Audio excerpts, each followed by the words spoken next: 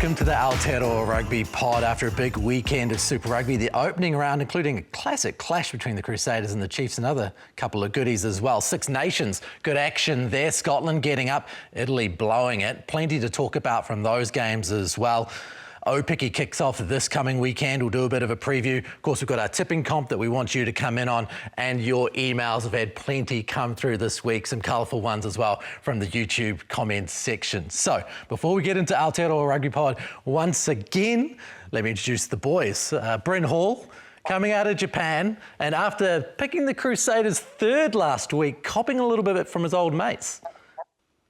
Yeah, thanks for that, Ross. It was a great comment seeing that on Instagram that I thought they were going to finish third in the competition. So I just want to make it clear, because I got that much stick last week, that I think they're going to finish third in the round robin and then come in at the back end of the competition to win it. So yeah, had a lot of flack there, Ross. So yeah, appreciate the Instagram post on behalf of Sky Sports. Happy to help. Of course, we've sent James Parsons down to Christchurch to get in with the Crusaders and find out exactly how they're feeling about their old boy heading off and going in that direction. Upset from what you've seen, Jipper?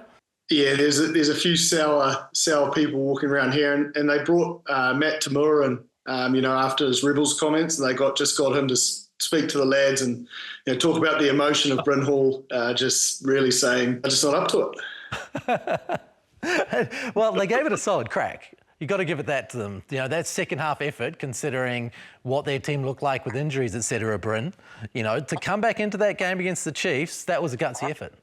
Yeah, 100%. I think, the first half they would have been pretty disappointed with how they were playing, execution errors and probably not kicking where they wanted to on their own terms. But look, I think the second half and the way that they're able to come back and to be winning the game, and then unfortunately, I think the turning point was actually Satoro's 50-22 kick to be able to then put them in a position to get that penalty. And then unfortunately, a little handling error from Dallas McLeod, who had a really good game, was probably the difference in the end. But yeah, I was thoroughly impressed with the fact that there were a few injuries. Tamaiti Williams, not too sure how long he's out for, and Rivers Reihana, I think, isn't going to be in and around for a few weeks. So there's a lot there for me to be confident throughout the season. So yeah, but well done to the Chiefs. They're able to get the job done. And I think considering in the round robin, I think they've got the Crusaders number. I don't know what the percentage is, Ross, but maybe the last 6 games they've won 5 of them possibly. So yeah, it's always a great rivalry between those two teams, and the Chiefs will be pretty happy with that result. Jip, were you surprised the way that the Chiefs fell off? It happened as Mackenzie went, and the stats completely changed. It's hard to put it down to one player, because I actually thought Josh Ioane played pretty well. He had some nice touches. But I think Mackenzie's voice, maybe in terms of their phase play and potentially their defence, was probably missing in the most part. I don't think it was a skill set of the individuals. I just think that organisation and order. But I said it to you guys on the WhatsApp chat. I genuinely think only the Crusaders could dig themselves out of that hole. That was it was an amazing comeback. You sort of wrote them off completely, and it just shows why they've got so many trophies in the cabinet. And the opposite side to that, in other years, the Chiefs might have fallen off as a team came at them that hard through the back end, and they managed to then say, no, Bryn, we're sticking here and we're going to get the points that we need. The players that they have had there for a long time, the guys that have been there for 4, 5, 6 years now that have played a lot of footy, you have that kind of experience. And in previous years with Crusaders, the experience of the forward pack and guys that are coming on, even on their bench as well, it's a really, really good aspect to have in their game. So you're not surprised at all that the Chiefs were able to hold on with their mindset that they have in that culture with Clayton McMillan the last 4 years. Well, one of those guys who's been around a while is Anton Leonard-Brown. We talked about the mouth guards last week, and Anton was blowing up deluxe about coming off because of the mouth guard, and it's saying to the censors on the sideline that he had been over whatever threshold within an impact. He didn't think so. Quinton Strange didn't think so earlier in the game. Jip, we talked about it last week. I think we understand you're a fan of the concept, but having it actually work without any issues is another thing altogether, isn't it? And that's the thing, we're almost building the plane on the go. And obviously World Rugby's mandate was, it was a big reason, players were apprehensive around it being mandated, because there's, it is a pretty crucial tool. You've got to be comfortable. And, even I had a look at Angus Tarvell's mouth guard on the weekend, and they are chunky. They're definitely not as thin as you. I can understand why there's, apprehension around the comfort, but also now I suppose, trusting that it's doing the job it's supposed to do. Because if we get more and more players being pulled off that just keep passing HIA, they're going to lose trust that it's actually going to do the job it's designed to do. There are delays in the Bluetooth, so, it might be something that happens minutes and minutes later, and so players will be quite confused, Bryn, at times about exactly what incident actually led to them going off, which can make things quite difficult. 10 minutes in a crucial moment like that, if it's the last 10 minutes of a game, you're not going to see him for the back end of the game. So I'm not too sure if there's a solution around what that might look like in the short term, but, moving forward through this teething process, like Jip alluded to, hopefully there can be a protocol. If it's something like that, it can be done in 5 minutes and then they're able to come on the field as soon as possible. But again, we're going through this because it was mandated in January. But I guess we have, hopefully, it continue to be a little bit better moving forward around that, but it's going to take time. In the Six Nation, my understanding is the sensor's on the referee versus here it was on the sideline. So I don't know this for fact, but after hearing that, I'm assuming that maybe the player's mouthguard is too far away from the sensor, and then that's why once it reconnects, it maybe picks up late and has that delay, whereas obviously they've worked out in the Six Nation, if we put it on the ref, he's in and around the players and close enough, he or she, sorry, and that may be a solution to the problems here that we're having on the weekend just been. When you get into some sort of collision, is there a chance that you're going to be thinking about your mouth guard and not the next possible action that you should be taking on the field? Do you think players will be distracted by that? No, I don't think that'll be the case. If anything, the players will lose confidence and probably wear their own mouth guard and go to recognise and remove, because they may see that as more definitive. Yeah, so I was just going to bring back to that point, Jip, because I remember we talked about it last week, because it's not compulsory to wear these mouth guards, correct? No, it's not. But if you want to access HIA, the injury assessment, that means you have the ability to go back on the field. If you pass that test, you have to wear the IMG. If you don't want to access HIA, you can wear your own mouth guard, and then it's that recognise and remove, which is the match day doctor thinks you've had a knock or you're concussed and he pulls you off the field. You can't access HIA and you can't go back on the field, whether they're right or wrong. So that's what players have to weigh up. Cool. Well, let's move on. Another couple of points out of that game that were relatively interesting. I think one, obviously Will Jordan wasn't there. I thought the Crusaders, Bryn, saw in Shay Faki that they've got a more than capable replacement at that level. Yeah, absolutely. Yeah, really stoked for Shay. I think, the Crusaders, unfortunately, sometimes you've got to wait in the wings for a while, and he's been there for, I'd say, 3-4 years, waiting behind Will, learning, playing Bunnings, NPC and getting time in that 15 jersey. But yeah, look, I wasn't surprised with his ability on the weekend. It's just been able to get a chance, and with Will Jordan being out, he's going to take a lot of confidence that he did on the weekend, and knowing that, it's a derby game, played really well, and the challenge for him now is to be able to be consistent and, I guess, for that number 15 role, influence the game like he did on the weekend on attack. But his kicking game, he's got a great boot, a massive boot actually, and in terms of his skill set, his passing, it's really, really good. So for him, and a lot of fullbacks actually that we'll continue to talk about throughout this podcast, there's some good opportunities for him and other guys in the country. But yeah, really stoked with how he played, and I think he's going to be massive for the Crusaders this year. Yeah, that's interesting you bring that up. We've had some emails come through regarding Zan Sullivan. Looking from afar, this person says, why isn't Zan Sullivan getting more opportunities at 10 with a big left boot and being able to kick out of the hand, a good runner, etc.? Chip, when you look at that and then you see how he performed at 15 and the way that Perofeta went at 10, do you think the Blues have got that correct? Oh, 100%. I think Stevie's in the form of his life at the moment, and I mean, based on the weekend and his pre-season form, he's warranting discussions of the All Black 10 jersey. And I think Zan's on a similar journey to Stephen, in the sense that Stephen spent a lot of time at 15 and then sort of got that first 5 role at Taranaki. And I think Zan will see more and more time at first 5 at NPC level. But, God, they work so well as the double pivot for the Blues. Like, it'd be madness. I think 15 suits Zan's game better. He can inject himself when he wants to. He's got that beautiful left boot that just can seal things. And, you saw a lot of kick pressure coming on to Stephen Perofeta by the Drua, and the bailout to give to Zan, and then he just peels off 70 metres. I think it's the perfect combo. I think one person that probably has had the runs on the board strip and actually has played consistently is Sean Stevenson.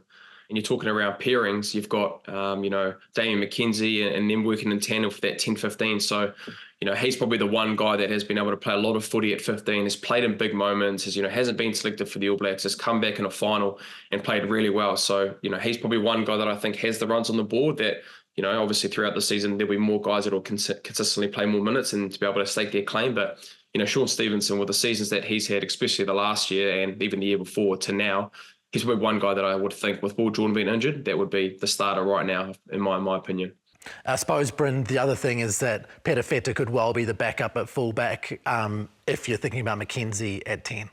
Yeah, 100%. I think with Stevie being able to play 15 when Bodie was here, he's got a pretty good understanding at 15, whether that was at NPC level with Taranaki or with the Blues, to be able to have a good understanding to play 15. But then as well, with Bodie not being here, he's running the cutter for the Blues this year at 10. So, yeah, definitely another guy that I think in the makeup of the squad, in that cover of a 10-15, Stevie fits that perfectly. I do think, though, delivering in that final series will be a big part of who's in the starting 15. But squad-wise, you'd have to guarantee that Sean Stevenson will be there. Shane Allison on email this week came to us about Levi Aumua, who was actually right in the middle of our chat on WhatsApp during the games. Shane Allison said via email, "What are your thoughts on Levi Aumua? He was sensational last year and is a tackle-busting and offloading machine. Would he be great cover for centre or even wing?" He's talking about for the All Blacks. I think just to progress that to what our chat was within the WhatsApp, is he a 12 or a 13? Yeah, I definitely think he's a 13. I think with the Crusaders and with that 12 role, what you need, David Havili's perfect in and around there, and Dallas McLeod as well. But you run, pass, kick, communication, that second pivot, and being able to run the game management wise is pretty important within that squad. So, and I think for Levi, sometimes it's a little bit takes a little bit of time, to adjust to a new squad and what your kind of role is with the Crusaders. And, Moana Pacifica, there was a lot of times where it's been able to give him the ball and been able to get a lot of touches, and a lot of their game plan was based around giving him the ball. But, sometimes within that Crusaders environment, sometimes it's a distributor, or it's been able to put people away, or it's communicating. And I think, as time runs and him being able to get a more understanding of what it is to play within that structure, we'll see the best version of Levi Aumua. And I think also as well, the Crusaders will be able to use his strengths. And so there'll be some weeks where within maps or being able to be off scrums, he'll be able to get in the game a lot easier. But yeah, it'll just take time. But again, there's a lot of ability. We've seen it at Moana Pacifica, and I think the Crusaders will get the best out of him. He just needs time to be able to adjust in that environment. Jib, what I like about this conversation is that it's very rare that we see major transfers within Super Rugby. Players tend to stay with a club, and if they leave, they go overseas. It's very rare that you see a superstar from one club go to the other. Thinking through the history, maybe Jonah moving to the Chiefs and then the Canes, and Beauden Barrett going to Auckland. But outside of that, you don't see it a lot. Maybe when the Hurricanes were falling apart and some of those guys transferred, Ma'a and Pity, etc. So it is quite cool for the competition to be able to have people who are going into teams be talked about as, hey, that's a great get. It's weird. We don't have a transfer window. We're not like other professional sports outfits like that, the way that the central contracting works, etc. So it's exciting to have those kind of conversations. It's almost like an evolution of the game. Yeah, absolutely. And, there's been talk of drafts and transfers, so forth, between New Zealand and Aussie teams. And, we may get there, we may not. But as you say, with it being centrally contracted, it probably restricts it a little bit. And the one thing I'd say about Levi as well, which is exciting, is, go down a Ben Darwin effect, is once David Havili comes back, they have played a lot of rugby together and they have been lethal for Tasman. And I do think that combination could prove quite deadly once it's, reintroduced. But while we're on our viewer questions, I'm really keen to explore this next one because it came out of YouTube and the person's pretty fired up. Obviously, we've seen a bunch of law interpretations change. We've seen a bunch of sort of movements within Super Rugby to speed up the game. They're not exactly the same as what's being done at World Rugby level, and at times there is a little bit of criticism about that. This came from Warren Boyson. I presume that's how the name is said off of YouTube. This is what he says. This obsession of New Zealand, Australia with changing and speeding up the game is going to cost them again, as it did last World Cup cycle. Gone was the 5-metre scrum that cost Ireland a World Cup semi-final, potentially thanks to Geordie's leg. Don't like scrumming when true robbery of the World Cup final was Barnes not blowing one scrum penalty. New Zealand have dominated the game for 100 years. Why the obsession with changing things? And Super Rugby is prepared to go it alone with innovations and want some sort of ruck and run rugby. Is Super Rugby there to advance the game, to test and try things that won't be tried at World Rugby level? Or is Super Rugby there to prepare players to be the best they can be within Test football? What do you think, Chipper? Look, I think you've got to look at it and understand that Super Rugby is run on its own. So Super Rugby is doing what's right, what they believe is right for Super Rugby, not international rugby. But however, I do like a lot of the things that have been brought in. And let's just remember, a lot of the focus points are already in law. It's just bringing it to the attention and being, sort of driven by the referees a lot harder. It's not actually like these new rules. So technically, in my opinion, I think what we did with the TMO last season was tried to be replicated in the World Cup. So it's actually an advert to World Rugby to say, hey, look, this is making the game a better product. And yes, I hear the frustrations, and I'm a traditionalist around the game. I get all that, but the bulk of the people are wanting to see more ball in play, the game sped up, and utilised in a way that I suppose brings bums on seats, but also eyes on the game in terms of on the TV as well. I suppose if I just make a comparison, Bryn, I know you follow the NBA closely. The NBA doesn't care what FIBA does. The NBA does what's good for the NBA product. Is that the way that Super Rugby should be looking at Super Rugby?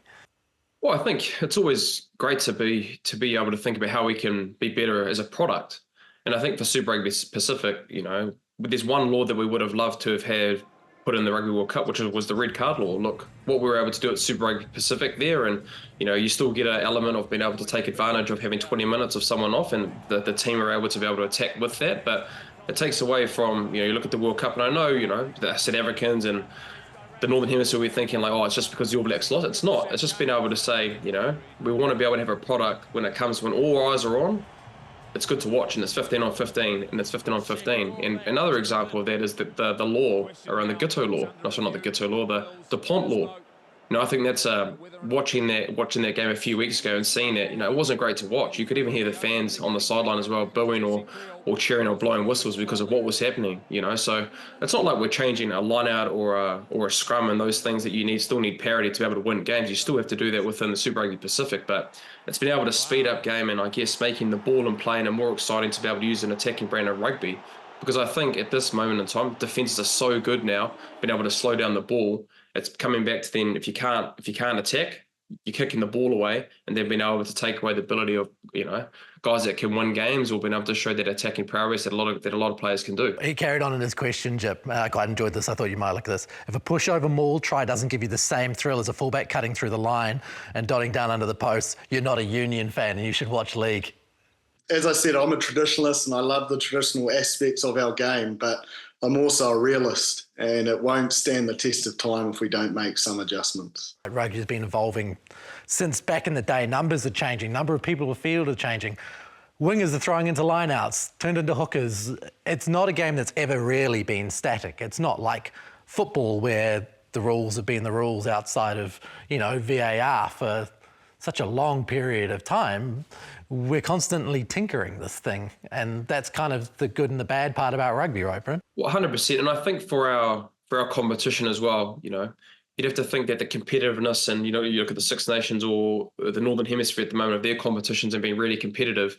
Unfortunately, we're just not at a stage where it's like that. Yes, there are the New Zealand teams that are competitive, and hopefully the Australian teams can come and be a lot better this year. And Moana Pacifica, the Fiji and Drua have been really good last year. So us being able to have a different product to look at, I think it is a positive thing. So, like you said, Ross, it's not static. And if we can keep continuing to get our game better, especially at Super Rugby Pacific, and that can influence the international game to make that better, then so be it. And we'll get to the international game very, very soon. Plenty to talk about within the Six Nations. But before we get there, you mentioned Moana Pacifica. Really strong start against the Highlanders, Jip. Looked really good through the first half. Good buys in Raitamavuki Neepkins, Tabataba Nawai, Tanielo Talia, and Reece Patchell as well, who was an interesting one because I suppose I had questions about why you would buy a person like Reece Patchell, but I think we saw why. I mean, that was a hell of a pass, wasn't it? It was a beautiful bullet, and I suppose he brings a calmness because there's a lot of X factor, you know, with Nareki and Raitamavuki Neepkins. Like, there is a lot of pace, a lot of, I suppose, flair, and he's someone that will be the mellow in between that and hopefully find that happy balance. And they had to fight hard. I was really impressed with Moana Pacifica, particularly like any Tom Coventry coach side, set piece was really strong, and that's a platform they can really build off. And I think the only area they really probably let themselves down is that 80% tackle count. In the end, that's what probably cost them the game and allowed the Highlanders to fight their way back out of it. But I thought both sides would be pretty happy with what they did. Highlanders more so, I suppose, getting the win and the bonus point. But I do think there was enough to say that Moana Pacifica should get a few more W's this year. Bryn, where do you need that tackle count to be to win championships or be in the running to make playoffs, as far as percentage is concerned? Yeah, the high 80s is probably the minimum, and I think if you're getting that kind of 90, 92%, that's world class at international level. So I think if you get to that high 80s and you stay at that kind of range, and if there are some games where it's in that 90s, then that's that kind of defence pressure that you want. So yeah, it'll definitely be a point of not concern, but I think for their review, being able to get their tackle percentage a little bit up, because I thought, man, Moana Pacifica, they played really, really well. They showed a lot of grit. They stayed in for a lot of moments of that game where the game was in the balance and they were able to make it really difficult for the Highlanders. But yeah, I was really impressed with the Highlanders. I think, Raitamavuki Neepkins, I think, man, what a signing with Tabataba Nawai as well. I think last year they really missed that ability to be able to beat people one-on-one, and those two in that back three as well, they were great. And I think the grunt work of the forward pick, I think, as well, Jip, if they can get that quick ball and get Folau Fakatava quick ball, and being able to snipe and being able to influence the game. And I think Reece Patchell as well, he was great in terms of their game management. Just playing with him at World 15, he's a very detailed man in understanding that Northern Hemisphere style of rugby and understanding what's required as a 10. So I think a great pickup. And with that as well, we talked around the young 10s and the young 10s in that environment. They're going to learn a lot from him because of how detailed and understanding of game rugby that he has. You've played a bit with him, Bryn? Yeah, he was at the World 15. We were there wasn't a lot of detail around our game, but he's a really astute rugby player. I think we had a lot of conversations together and how he was seeing the game, and was really interested actually when he said that he was going to the Highlanders, and I said, how are you finding it down there? And he said that the level of keeping ball in play, the offload and being able to play fast, he's been really impressed with that. And I think, I think Kendrick Lynn's there as well. I think he's been brought into that coaching staff and saying that he's very detailed in terms of his face play attack from the Northern Hemisphere. So I think it's a great marriage. If you can have that detail and understanding for players, you're going to give guys like, their outside backs and that forward pack to tip and being able to be real clear around what they need. I think it's a great direction for that club moving forward with those two guys. Jip, they're your dark horse team. You must have been pretty happy with the way they came back in the second half. Yeah, I mean, I think the only one area that I was probably concerned with was the discipline. They just gave too many opportunities to Moana Pacifica to remain in that game. 2 tries while there was a yellow card. So although they'll be happy, I mean, they tackled at 90%. They made 177 tackles, and their attack shape looked good. I thought Sam Gilbert was good as well. But we all know that discipline will kill you eventually. So they got away with that one, and no doubt will be a big focus. Now, in the pre-season, we did a fair few interviews with a few of the captains. Jip and I went out to the Super Rugby launch, and one of the people that we spoke to was Moana Pacifica captain James Lowe. He's new into the team this year, come from the Blues, the same way that their coach, Tana Umanga, has come into the side this year. We saw some good things from them in that first half, and we really wanted to know a little bit from James about what it took to come into a side like that with a slightly different ethos, bring in a new leadership style, and really embed in, and what he's learnt during that process.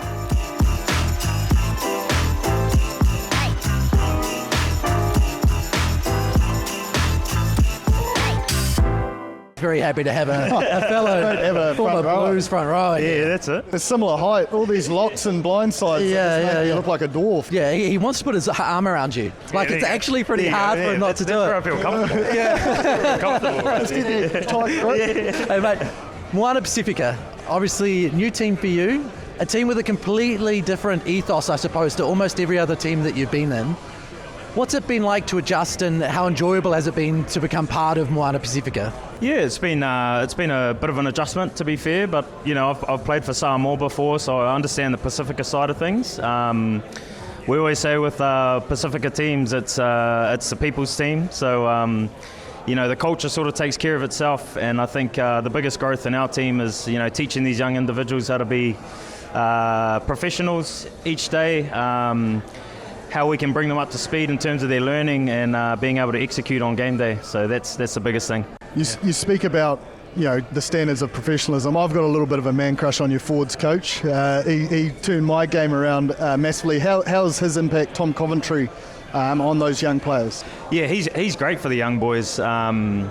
He'll tell you exactly what he needs from you. You know that, and he's very straight up with how he is and what he wants from you. So he's great for a lot of us young guys. He's been great for my career as well. And like I said, he'll tell you what he needs from you, and you're expected to do it. Otherwise, it'll be the next man up. 100%. There are 19 new guys in your squad, so you need that kind of leadership, don't you, within the team? Yeah, you definitely do need, strong leaders, strong coaches. It's not just the players and the leaders there. We've got great coaches that are really taking control of everything, and the more we can have those voices speaking, the more those younger guys take the nuggets.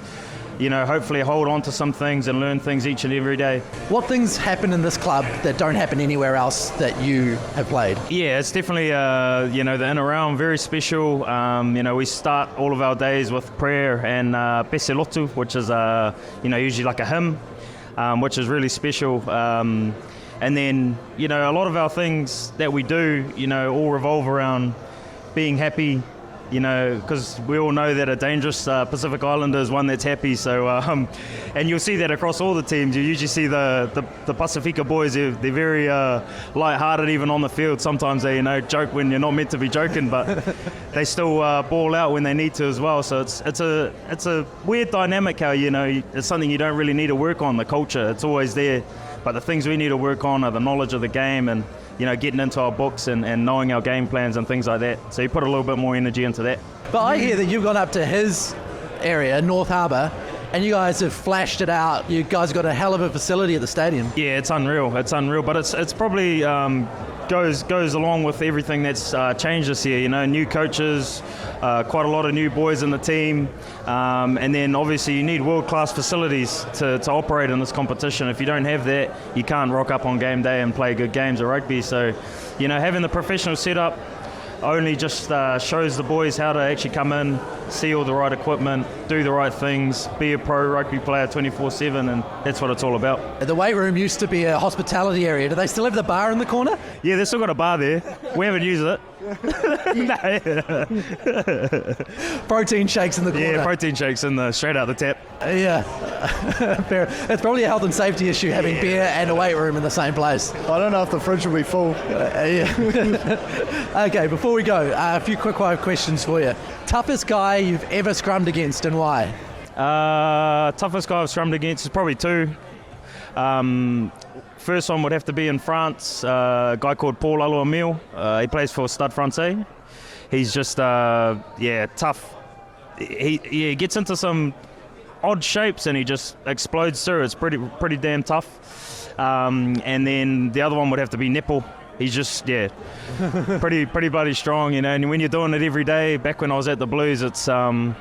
you're waking up every day with sore neck, so it's not nice. Yeah, it's a lot of weight just on your neck. Yeah, he's a big man. He's a chest big man. down. Yeah. Do you get a lot of guys with weird technique, Chipper? Or are most people kind of the same? I think it depends on your height, and then you've got to adjust your gap, as to fit for that body type. But the two players you've mentioned are probably a little bit taller, and they've got so much weight behind them. From a loose head's point of view, correct me if I'm wrong, is they try to push you down. Yeah. And whereas the loose head's trying to keep them up. Yeah. And that's why there's so much pressure on the back of the neck. Yeah, and that's why the neck ends up that big.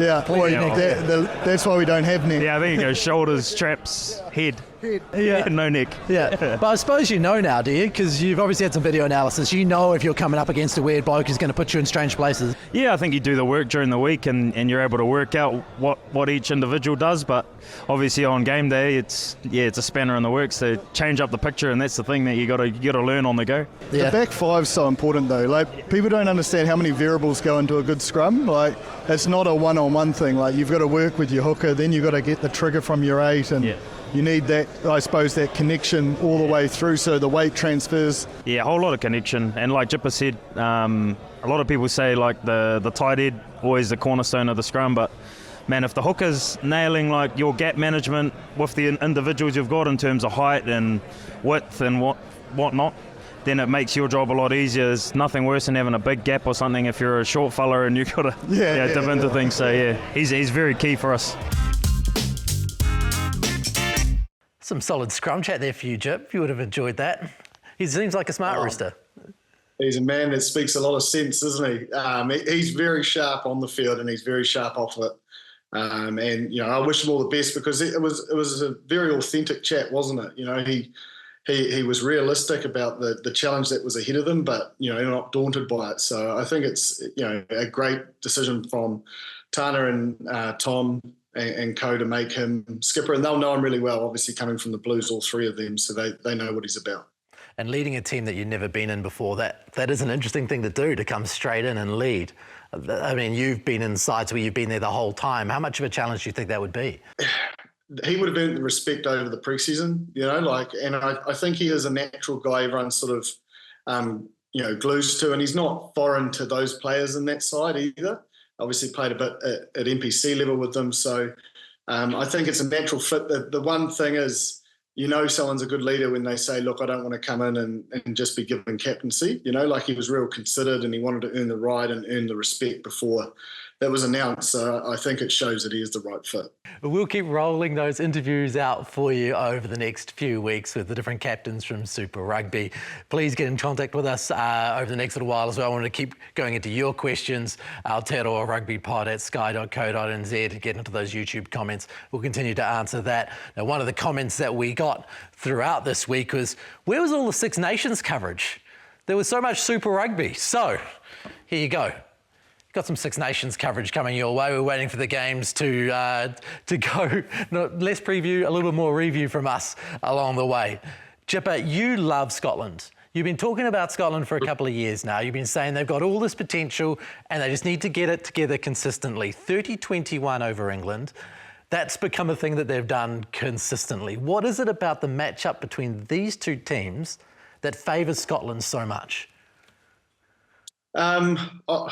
Look, I don't want to put it down to one player. So I do think they've got a tough edge up front, which, as I always say, lays the platform. But I think Finn Russell, he will chance his arm. He's not going to die wondering, whereas England, I feel like they're just a little bit too robotic and methodical in terms of their processes and where they've got to be, and probably don't play off the cuff as, say, if they had a Marcus Smith or so forth. So I do think he plays a big role, and then there's other players that have just got more and more experience, especially in their back three, that go looking for work, and they are a point of difference in terms of their attacking structure.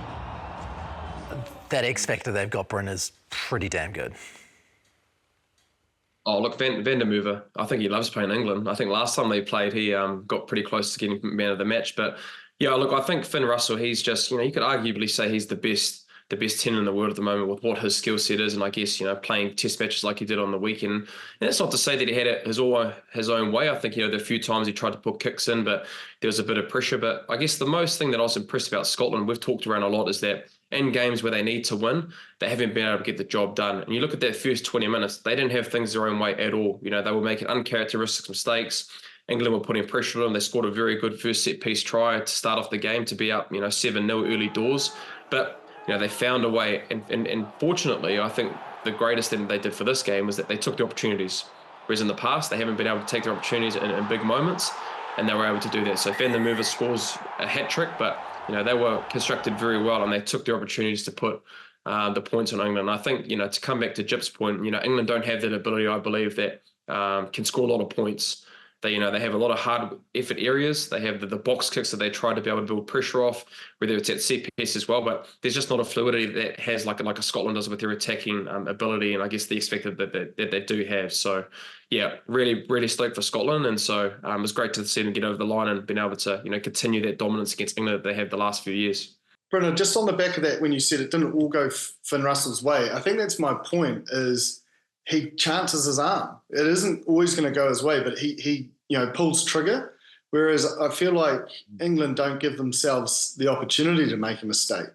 They're almost reliant on the ill discipline of the opposition to pick up 3 points here and there, if that makes sense. Brendan, you were talking earlier in the year that the modern game is about, it's moved to now you've got to be able to do all those things. South Africa can do all those things. They've added that to their game and it's made them world champions. You've got to be there. I think it's been able to adapt on the run. And I think that's the biggest thing around Test footy at the moment. The teams that are able to adapt on the run, if one thing isn't working, then there's a secondary or a third thing that you can go into your bank to be able to try and change the game. But yeah, I think with Scotland, man, I think, the more times that Finn Russell was able to play on top of teams. And I think, that forward pack, man, they're able to win that breakdown pretty consistently. And I know, you don't get it all your own way, but they're starting to build a bit of reputation around. You look at Ireland and how, I guess, brutal they are in that kind of contact area. So, great for Scotland. Obviously there's one more big game coming up for them that could decide the Six Nations. So, they're building nicely. And, I think they're having that continuity. I think it's really important, Jip. They've had guys that are playing Test matches for long periods of time now. They've been together. Obviously, they haven't done well in the World Cup stage. Weren't able to get out, but a lot of those guys we're seeing consistently now at a world-class level now. Well, don't forget, remember pre-World Cup when we had Ben Darwin on, he picked them to be in the final, Scotland. And that was based on the fact that they've played so much together. So that they have been around a long time and they know each other really well, and they're reaping the benefits of that. But we are yet to see them grab a trophy, in terms of not just one-off competition like a Six Nations or a World Cup or whatever it may be. If they can do the job against Italy, then that last round against Ireland is going to set it up perfectly for them to, I suppose, get that hoodoo off their back. Yeah, Ireland's looking good. Let's talk about Italy, though, because it's 13-all against France. They earn a penalty. It looked like a match-winning penalty. The French are moving around like they shouldn't have been. There's a water boy moving around. The ref isn't controlling that situation. And Garbisi didn't seem to have the composure to slow everything down, Jip. To me, I've seen them blame the ref, but I look at the way the Italians were, and the composure just wasn't there to take control of that situation. No, he panicked and probably didn't have enough clarity of the laws to have that composure. But I do agree, the ref probably could have taken a little bit more charge and there was a lot of movement, so potentially could have taken it again. But yeah, it's one they'll be disappointed. And to his credit, he said after the game, he goes, "That's on me. I shouldn't have rushed it," and he's taken the heat for it. But France, a lot of I put it down to probably the red card and the ill discipline, but they had plenty of opportunities before that red card as well. So it's just their mojo's just not there, and I do think that they are heavily missing Dupont and Intermark as well. You're the captain. You've got a kicker who's looking a little antsy, like he's going to rush something, or you're a senior player. What do you do in that situation? Surely you don't just watch on. That's where you as a senior player need to step in and go, hey, slow down? Well, it's kind of hard because the ball fell off and people were moving and you're not going to have an impact on him. But where I do think there could have been an impact is even prior to the ball falling off, the movement of the players. You'd be whispering in the ref's ear going, hey, mate, there's a lot of movement. If this doesn't get over, we deserve another shot here. Do you know what I mean? So you start planting those seeds well before that situation arises, is what I'd say, especially in such a crucial moment. And it has to be proactive, Ross. A ref's never going to change his mind, so pleading with him after the fact is not going to happen. So you have to be really proactive around those things and plant the seed well in advance so that at least that's fresh in mind, and he can consider that when making the decision. And I agree with Bryn, like, you've got to back your goal kickers process system. Like, the moment you start telling people how to do their job is probably the moment they probably shouldn't be in the team. Yeah, it was a car crash though. You could see it coming. Like, obviously I don't kick a lot these days, but, you know, if I'm going through my kicking routine and I've heard Big Jipper, he sees me a little bit flustered, but he's come over to have a chat to me saying, mate, are you all good? Like, mate, take some time. I'm just like, mate, just like, don't talk to me. Like, let me just sort it out. I don't think you can influence. You can't influence the kicker once he's going through his bloody his routine. Don't micromanage. Nah, you got to trust. Absolutely not. I'll stay out of it. And then berate them when they don't. Yeah. Has this happened? Like, I feel like this is this coming from experience? Oh, we've already talked about his first penalty in NPC. It's definitely happened. And it's because you can see that was after. That was after. Yeah, I know. That's what I'm saying. After the fact. It's a lot easier then. Let's move on to Jack Crowley and Ireland, because, I mean, we talk about Scotland having a chance. Watching Ireland go about their business against Wales, I wonder if they do, because they seem to have fallen into a pattern very nicely. I think it is Ireland's to lose, but I think that I just do feel like I've got to get through Italy. But man, Finros is one of those players that if people don't think he can do something, he just wants to prove them wrong even more. And I don't want to make it all about one person, but he is someone that can win or lose a test match.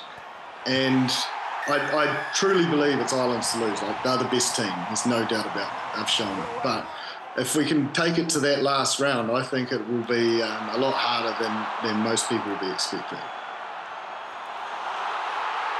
Man, I just think they've continued their form. I think, man, their ability to be able to be relentless in the areas that they need to be, whether that's on attack or defense, they just do it consistently, day in and day out. And, you know, that's obviously habits that's been built out through Farrell's coaching regime in the last 3-4 years. You know, I watched the doco and the films in terms of their mental skills that they've been able to practice for a long period of time, and continuity as well. You know, obviously Johnny Sexton has gone, but there are actually a lot of players that are able to perform really, really well that have been there for a long time. And then they actually are bringing a new influx of players as well, with Crowley and obviously some other guys that have been able to have opportunities. So, yeah, I really don't see them losing. I don't see them losing. I know Scotland are playing really well, and hopefully they do beat the Italians, and then we can come into that last game. But, man, they're just too tough at the moment.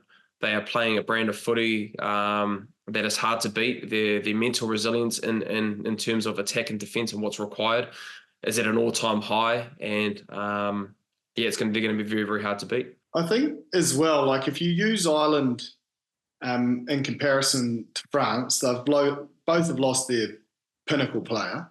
Yep. Dupont's gone to 7, Sexton's gone away. But I don't know for fact, but from the outside looking in, it actually is a tip of the cap for whatever their training environment's like, and I suppose the way Johnny Sexton shared knowledge, that it's almost like they've got better. Do you know what I mean?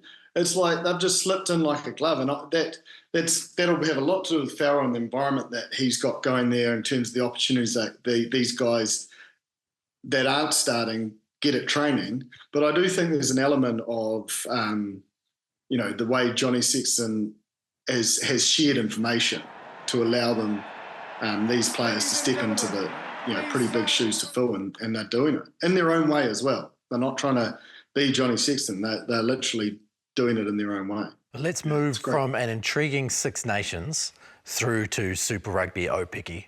First weekend of Super Rugby Aupiki this weekend. We've got a couple of big games, Chiefs versus Poa and the champions Matatu versus the Blues. Looking ahead to this year, the competition has expanded slightly. There's more games over a longer period of time. The players are in camp a little bit longer, Jip. Which team do you think is the team to watch this year from what you've seen within the squads? I think it's the Chiefs again, in terms of pre-season form as well. And they've got some, you know, experienced players coming back. Obviously, Chelsea Semple's back in there, and I really think she's a player to watch, man. She's got herself in fantastic condition post having her child, and She's looking, lean and mean and ready to sort of make a statement. And she still has aspiration and belief in getting back in that Blackfern side. And look, she's put in a huge amount of work and she's looked good in this preseason. What about you, Bryn?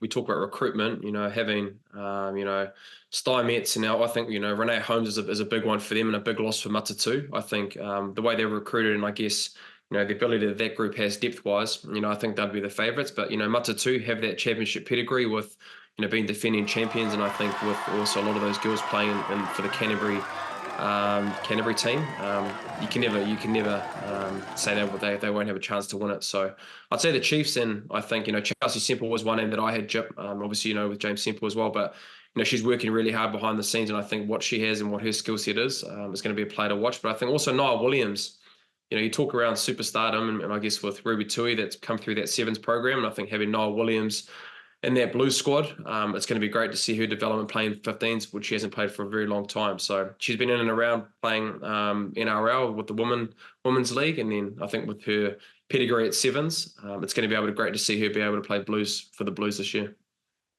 And I think she'll be fantastic for a lot of those young back three, but more importantly, Patricia Maliapol. I think she's on the cusp of, reaching her potential and then some. So I think she's another player to watch, and I think someone like Niall Williams in and around that environment is only going to make her better faster. So I think, she's got an exciting year ahead of her. Maliapol getting better is scary. So good off both feet, such a balanced runner. Yeah, and I think she's found her position. A lot of times she played first five, but I do think the fullback position is suited to her skill set, and she looks happy and confident in that role. Obviously, as a Blues man, Jip, there's a talented squad there. Probably hasn't delivered on what they should have delivered on in recent years. Is this a year where they can get there? If you look at the forward pack, there's a lot of Black Ferns in there, a lot of senior, Black Ferns now that start at that test match level. There is an expectation, and they've obviously got Ruahei there as well. So I think in terms of the squad, they've got the players. It's just whether they can get that mojo going and I suppose click in the sense that, when it counts. They still probably haven't dominated the preseason as much as you'd probably see with the Manawa, but you've got to give them a chance with the players. When you look at the list of players they have, they're right up there in terms of that Black Ferns experience. They're not like the Waratahs that you predicted for the Blues this year? I'll tell you what, Waratahs weren't great, but your mates, the Rebels, 15 visits to the 22, no tries. Sorry to digress, but I might have got that wrong. I think the Waratahs would be 11th and the Rebels would be 12th. Well, the Rebels have sent the dartboard with Brummett through to the Crusaders anyway. It's 76% of their rucks were in their own half. Difficult, not kicking it. Nah, not kicking it. And to be fair, the Brumbies tackled at 77%. 20 penalties, 15 turnovers, and 130-3. With those sorts of stats, you should not win rugby games. That's a tough watch. Good luck to them this weekend. Sorry, I digress, Bryn, but no, the Blues will win.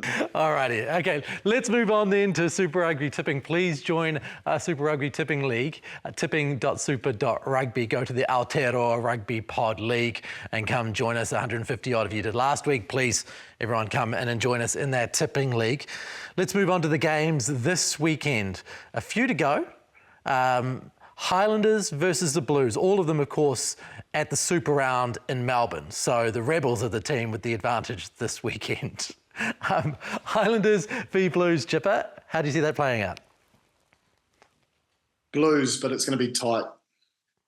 Defence is a key facet in winning big games. And I just think they edge. Although the Landers tackled at 90%, I get that. But they weathered a hell of a storm in some pretty tough conditions. Yeah, I'm going the Blues. I think it'll be tight. I think, again, the attacking ability that the Highlanders had on the weekend, I think it'd be a little bit harder defensively to be able to try and to break this Blues team. I think, the Blues have a really good defense. They showed a lot in Japan, and I think they showed a lot on the weekend as well. And in tough moments, we're able to come up big with defensive players. So yeah, I'm going to go the Blues, but yeah, I want to say it's probably going to be a good improvement for the Highlanders, and I think it'd just be interesting to see how long they can stay with the Blues and make it really competitive. But I'm going to pick the Blues. Bryn, your Rebels versus the Force. Where does one go? Probably actually need to make up some room here, eh? I'm down 1 this week, so Yeah. I picked the Rebels. It's too early. It's too early in the comp. I'll go the Force. Dropped one with the Crusaders, didn't you? On the weekend. So Did. all of the top people on the table are pretty much on 6 points. So it's worth rolling the dice already, just week 2. Yeah, that's crazy, Ross. It's too early in the week. It's too early in the year, mate. I'm going the Force. Can't pick the Rebels. Chip? Well, I was really positive about the Force and the Rebels last week, but based on the weekend, it's quite a hard one to pick. Like they both had good pre-seasons, but I think you'd have to say there was more there by the Force against a strong Hurricanes side to go for the Force. Bit of a pity that Moana Pacifica and the Drua are playing in Melbourne, because that game could be a wonderful scene in any of the islands around the Pacific, but it is what it is. MPV Drua, Bryn? And that's actually a really hard pick, because I think I had this pick last year, and I picked Moana, and then they ended up losing. Oh man, I'm gonna go the draw. I'm going to go MP, Moana Pacifica. Why is that? Experience in key positions, I think. And I saw enough edge in their forward pack. If they can match the Fijian Drua forward pack and their physicality, because they are a big pack and they're very athletic and very fit, they go the distance. So match there, then you've got to think the young first 5 probably just didn't. I had him as my rookie to watch, but he just didn't grab the game by the scruff of the neck. So if they stick with him, then I'll probably go MP. But I'll see the squads probably. Like, I'll just put it out there. I'm saying MP now, but I will assess the 23s before making the pick. Now, I'm going to go out on a limb and say that you're not picking the Waratahs against the Crusaders, Chip. No. I'm not going to throw that at you either, Bryn. We know where you're going in that game. Yeah, bonus point. Yeah, exactly. Chiefs versus Brumbies, Bryn. It's going to be a really good game. Really good game. I think the Brumbies, they're the strongest team in Australia. But yeah, I just think the Chiefs, even if Damian McKenzie isn't there, I think they'll have enough to beat the Brumbies. But again, Brumbies always a chance. I think last year, did they win that? No, they didn't. When they played the Blues last year, is that right, Chip, in Melbourne? Yeah, they beat the Blues. Thanks, Bryn. Yeah, sorry. That wasn't done on purpose. Chip. So, but I'll go the Chiefs. What about the Reds? Could they upset the Hurricanes, Chip? No. No chance. I really like the Hurricanes. Like, I'd probably, again, if I'd going back a week, I'd be going 50-50. But man, that is they look really, really sharp, even without Cam Roygaard starting. Vilhuyen was outstanding, I thought, and I do like that Brett Cameron, Ruben Love, little connection that they got going, and I've still got space for Morby to be there, because I think he's a key strike weapon attacking wise for them as well. So a lot to like about the Hurricanes, and I think they'll do it convincingly. Excellent. Okay, well, that wraps up all of the action that's coming up this weekend in Super Rugby Pacific. Guys, thanks very much for joining once again on the Aotearoa Rugby Pod. Chipper, looking forward to having you back in the studio. The comments on your legs being exposed last week, a lot of fans who want you back in the studio next week to, show just what leg day's been doing for you. So look forward to seeing you back. I'll get the shorts on and a bit of moisturiser and I'll be away. They're all going to turn off now. There's going to be no clicks next week. Brent, thanks again, mate. All the best. No problem. Look forward to seeing the baby oil, Chip. Enough of that. Okay, well, thank you very much for joining us once again on the Aotearoa Rugby Pod. We'll catch you next week. Please get in touch at aotearoarugbypod@sky.co.nz. Comment in the YouTube section. You can catch us on YouTube, you can catch us as an audio pod, and you can catch us on all of Sky's platforms. We really appreciate you tuning in. All the best. Mā te wā.